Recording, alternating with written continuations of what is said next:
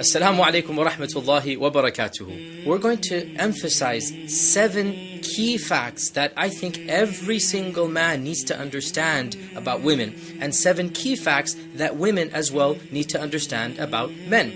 Let's begin with women. What do women need to know about understanding men? And inshallah ta'ala, the goal of this is that when you understand these 7 points, it will better your relationship, will help you understand what exactly a man needs, what is he craving for. So, point number 1 of these 7, perhaps the most important out of all of these 7, what a man really wants from his wife, most of all, is respect.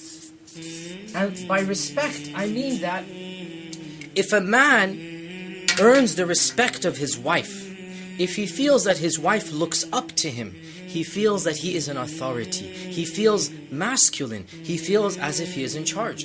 And Allah subhanahu wa ta'ala has said in the Quran, الرِّجَالُ قَوَّامُونَ عَلَى النِّسَاءِ, that men are qawwam over women. Men are the caretakers, the providers of women. And even modern psychologists fully understand this human characteristic. By respecting a man, a woman shows that he is her protector, that he is her guardian, her warrior, if you like. And therefore, by showing her respect to her husband, she brings out the best in a man. She extracts from him the love, the tenderness, the protection. And what woman wouldn't want her husband to love and protect her? So, the question therefore is, how exactly does a wife show respect to her husband? Obviously, she doesn't come and say, I respect you. That doesn't work that way.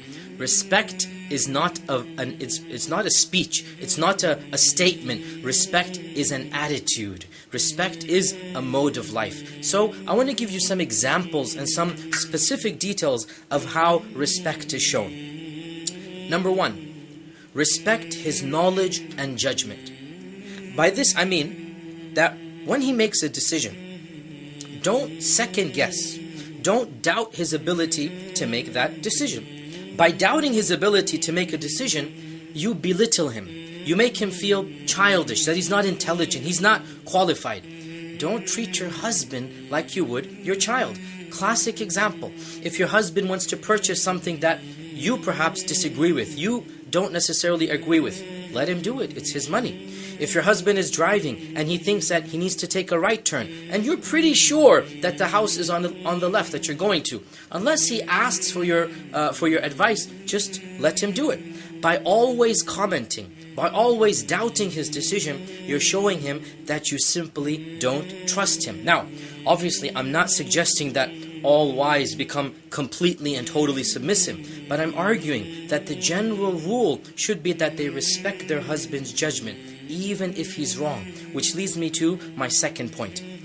Suppose the wife is with her husband, he's driving, and they're going to their friend's house, and he's going in a certain direction, and she's pretty sure it's another direction, and she wants to comment, you're going wrong, turn left, turn right. So she's becoming now bossy, she's becoming now the one in charge. Well, what if she says, I know he's going in a wrong direction? My second point is, let him learn from his own mistakes and don't become his mother. Suppose that he did make the wrong turn. Well then, guess what?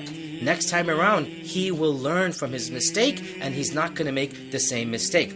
Let me tell you a point of fact. As a man, if I make a mistake, I can only be irritated with myself. I can't be irritated with anybody else. But suppose somebody else told me to turn. Suppose the wife told me to turn and she did turn out to be wrong. Well then obviously this will bring about a great source of irritation. So next time he does make a mistake, don't rub it in.